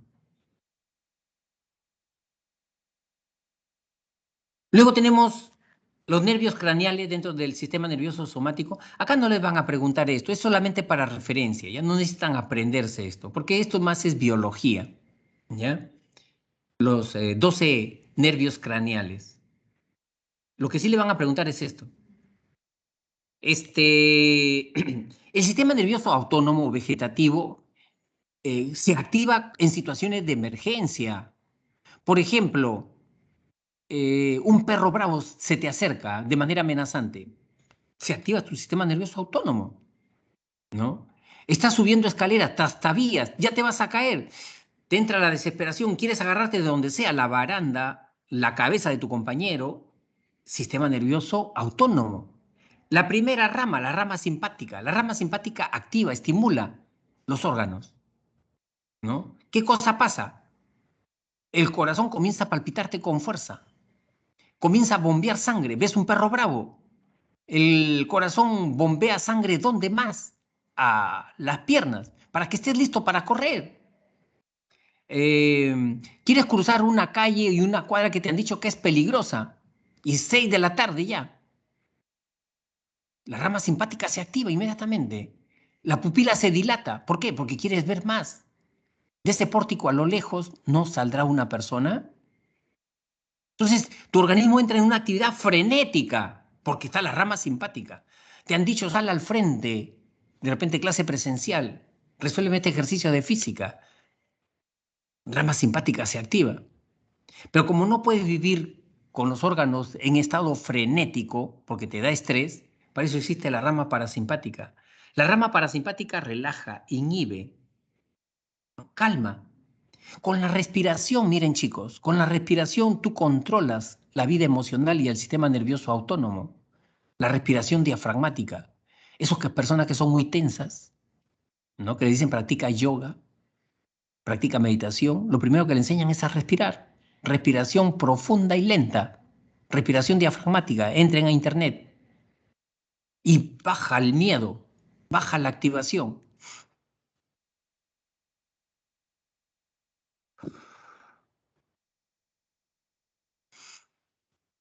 Baja la activación. Cuando tú exhalas el aire, ahí está la rama parasimpática. Tu cuerpo se relaja, se vuelve pesado, te hormiguea el cuerpo. ¿Ya? Seguimos. El sistema límbico es el cerebro de los mamíferos, el cerebro visceral. Es el segundo cerebro que tiene el ser humano. El primero, tronco encefálico. Segundo, cerebro, sistema límbico. Tercero, el área prefrontal, que lo tenemos solamente nosotros. Por el sistema límbico, chicos, nosotros aprendemos, recordamos, generamos aprendizaje por el sistema límbico, ¿no? Y lo compartimos este cerebro con el perro, el gato, ¿no? La vaca, ¿no? Ellos tienen sistema límbico también, ¿no? El sistema límbico, limbus, es un conjunto de estructuras que están por el borde de la cara interna del cerebro. Son como 12, pero las principales son las que están resaltadas acá con amarillo, ¿no? El tálamo. El tálamo es una estructura de relevo sensorial. ¿Qué significa esto? Que la información de los sentidos, todos, menos el olfato, van al tálamo. Dependiendo de la urgencia de la respuesta, el tálamo envía la información. Si es un perro chiquito, pequeñito, que se acerca todo cariñosito, el tálamo manda esa información de esa imagen, de esos sonidos del perro, el ladrido de esos perros, al cerebro, para que comiences a examinar ese perro. ¿De qué raza es? Por las orejas, por las patas, ¿de qué raza es? Pero si es un perro pitbull que se acerca de manera amenazando, enseñándote los dientes, el tálamo no te va a mandar la información al cerebro. Tú no te vas a poner a pensar, ¿y qué raza es este perro? ¿Qué me va a hacer este perro? ¿Por dónde me va a agarrar este perro? No te vas a poner a pensar. El tálamo manda esa información al sistema límbico, al cerebro emocional, para que reacciones inmediatamente con respuestas de ataque o de huida. Eso hace el tálamo. El hipotálamo. El hipotálamo es la estructura que brinda homeostasis, equilibrio interno, ¿no? Cuando hace mucho sol, temperatura 40 grados, entonces el hipotálamo comienza la transpiración. ¿Y para qué? Para refrigerarnos, para enfriarnos, ¿no? Es como un termostato el hipotálamo. Si son 24 horas, no has dormido, el hipotálamo ya detectó deficiencia de melatonina. ¿Qué hace el hipotálamo inmediatamente? Órdenes. A bostezar, señor, se ha dicho. Cierra los párpados, ¿no? Por eso que el hipotálamo tiene que ver las necesidades básicas, motivaciones básicas, hambre, sed, sueños, ¿no? Sexo, ¿no? El hipocampo, justo la pregunta que nos hacían, ¿no? El hipocampo tiene que ver con la memoria de tipo episódica, la memoria de tipo episódica, espacial. Por ejemplo, ¿a quién diste el abrazo por Año Nuevo en este año? ¿Y en dónde fue? ¿En la sala? ¿En la cocina? ¿En dónde fue? Esa información te la da el hipocampo. Te da información contextual, espacial, del lugar, el sitio donde se produjo ese evento emocional. Cuando tú estuviste subiendo por escaleras hace 2 años, 3 años, en tu colegio, trastabillaste, te caíste, ¿no? Y te raspaste la rodilla. ¿Dónde fue? ¿Subiendo al segundo piso, al tercer piso? ¿En qué escalinata? ¿Tercera, segunda? ¿Quién estaba presente? ¿Quién crees que te da esa información? El hipocampo. El hipocampo. La amígdala es la vedette de todo el sistema límbico. ¿Por qué? Porque ahí se procesa la información emocional. Tu alegría, tu tristeza, tu miedo, está ahí en la amígdala. Dicen que ha habido un temblorcito. Yo estoy acá en el norte, en Chepén, pero me comunican que ha habido un temblorcito, ¿no? De 5 grados, ahí en Lima. ¿Qué sentiste? ¿Cuál fue tu emoción? Ese miedo. ¿Dónde crees que lo procesaste? En la amígdala. Ahí se procesa esa información, ¿no? La cólera, la rabia que tú sientes, también en la amígdala. Miren, hace 50 años atrás, dijeron, esos criminales, esos asesinos, ya tenemos la cura. ¿Cuál fue la cura en ese tiempo? Extirparle la amígdala. Y le extirparon la amígdala en Estados Unidos. Se hicieron ese experimento hace 60 años.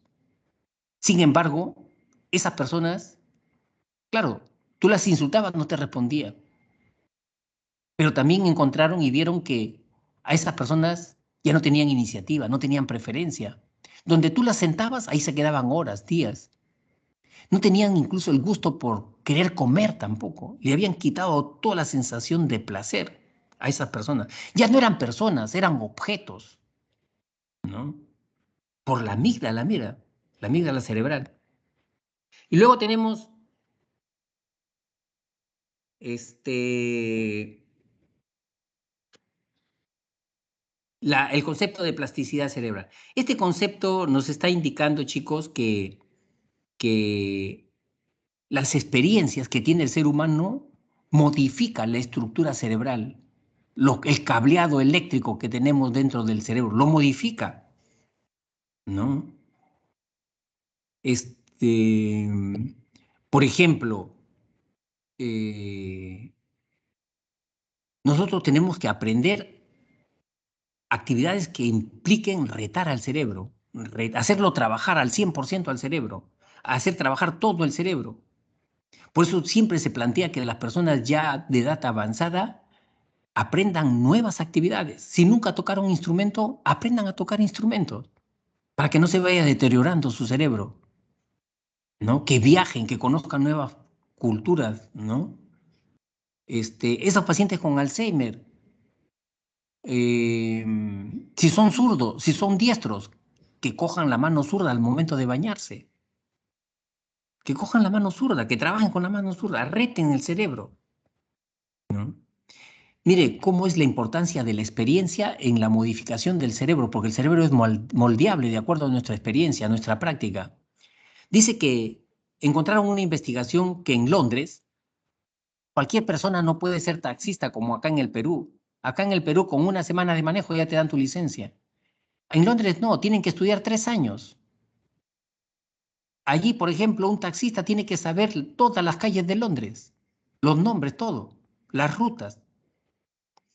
Y eh, hicieron una investigación en aquellos taxistas que tenían ya 20 años en el oficio y con estudios de neuroimágenes encontraron que su hipocampo era un tercio más grande que el promedio de los londinenses.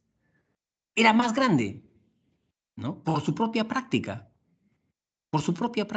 ¿no? De direcciones, rutas, ubicaciones, casas, ¿no?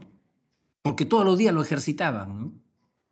Entonces, en la medida que tú ejercites planificar, razonar, tu área prefrontal se va a desarrollar. Ten la seguridad que se va a desarrollar. Y si se desarrollan las dos hemisferios, mucho mejor. Por eso que yo estoy en contra de esos colegios que solamente se dedican pretendidamente a desarrollar la parte lógica racional, los preuniversitarios, ¿no? No, hay que desarrollar todo el cerebro, y produce mejor incluso el cerebro, ¿no? ¿No? Actividades que tengan que ver con el arte también, con la imaginación, ¿no? También, ¿por qué no? ¿No? Con la actividad física, ¿por qué no? Bien, ¿qué dice acá Giancarlo? ¿Y la lobotomía a qué parte del cerebro afecta? Ah, ya, la lobotomía es cuando tú quitas una sección del cerebro, ¿no? eh, quitas algún tumor o alguna sección que pueda estar generando problemas ahí en el cerebro, a eso pero eso es muy poco, eh, se practica eso, ¿no? Salvo que sea no un tumor, ¿no? Un tumor, ¿no? Bien, vamos con las preguntas. La número 1 dice, la violencia de género tiene múltiples consecuencias y efectos tanto inmediatos como a largo plazo. Genera ansiedad, depresión, baja autoestima, entre otros trastornos en los sobrevivientes e impacta negativamente en sus familias y comunidades. Además, ocasiona pérdidas económicas significativas tanto para las víctimas como para el Estado. De las citas señaladas se puede concluir que, proposición 1, los efectos de la violencia de género pueden surgir porque el Estado no toma las medidas correctivas del caso. ¿Verdadero o falso? No dice nada sobre eso el enunciado, ¿no? El, por lo tanto, allí la 1 es falsa. Eh, Luego, 2. Las consecuencias que genera la violencia de género deben ser tratadas por un psicólogo clínico. ¿Cuáles son las consecuencias? Ansiedad, depresión, baja autoestima. ¿Son temas del psicólogo clínico? Sí, son temas del psicólogo clínico. Es verdadera. 3. Es muy probable que la violencia de género repercuta negativamente en los hijos de la pareja que la padece. Es evidente, no necesita ni siquiera estudiar, eso es evidente. Por lo tanto, es verdadera. Falso, verdadero, verdadera. Entonces, la respuesta correcta acá es la C, ¿no es cierto? Muy bien, Dagne, ¿no? Darlene, muy bien, ¿no? La C, igual Angelina. Seguimos. La C. Uy, acá ya, lamentablemente, esto he tenido que borrarlo de la clase pasada. Voy a aprender cómo borrarlo. Me van a disculpar solamente en esta clase, ¿ya? Voy a aprender cómo deshacer esto, ¿no? Para deshacer. Bueno, ya, me voy a demorar mucho tiempo. Establezca la relación entre los casos presentados y los tipos de investigación que corresponda. El descriptivo, acuérdate, hacer una relación de características de una variable, ¿no? Rebeca con un, encontró con un estadístico que a mayor edad sus clientes reportan mayor conformidad con el servicio. Entonces acá ya tenemos dos variables. Está tratando de encontrar una relación. Esto no puede ser descriptivo, porque ya está tratando de encontrar una relación entre dos variables. Anatoly anota, ya te está dando la indicación, mira, anota, registra las diferentes formas de saludo que observa en los delegados de otros países durante la asamblea. Ya, acá, este es el descriptivo, ¿no? Este es el descriptivo. Y la tercera es, Carlos aplica a uno de dos grupos de ratas, ya te está dando una indicación, o sea, muy fácil, esto es muy fácil.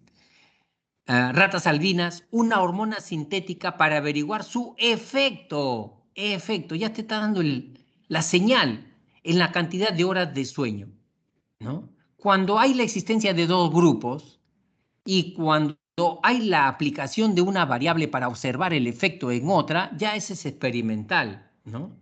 Entonces la respuesta correcta es la A, ¿no? Es la A. 3.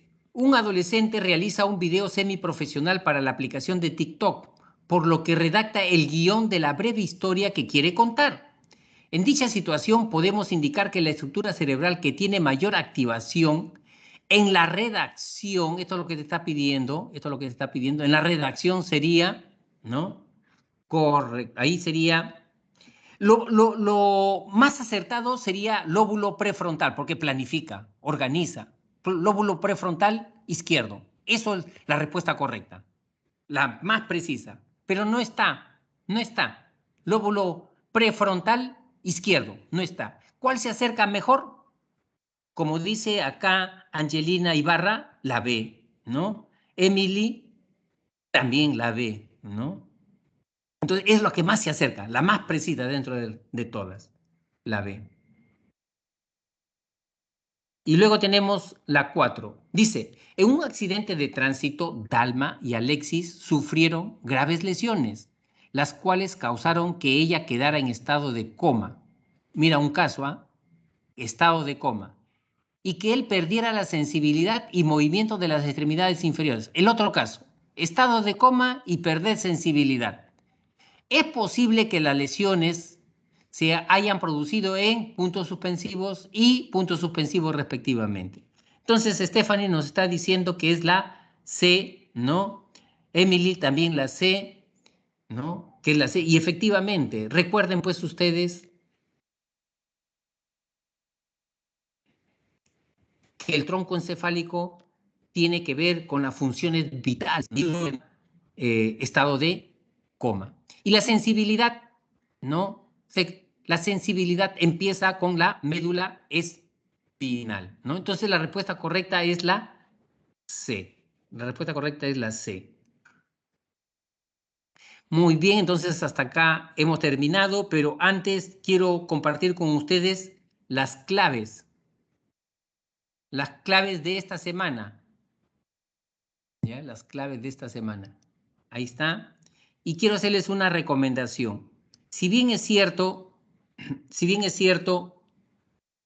ustedes han podido entender la clase, pero chicos, esto tienen que manejarlo rápidamente porque les van a hacer preguntas y ustedes tienen que identificar rapidito. En ese caso, en ese ejemplo, ¿cuál es la estructura que está procesando toda esa información? Entonces tienen que practicar. Por eso yo les recomiendo que en la tarde revisen nuevamente, hagan un resumen, hagan un esquema, valoren la información para que se les quede bien fijada esta información. Porque sobre esto les van a preguntar en psicología. Acá ya tienen una pregunta fija para este primer examen. ¿Ya?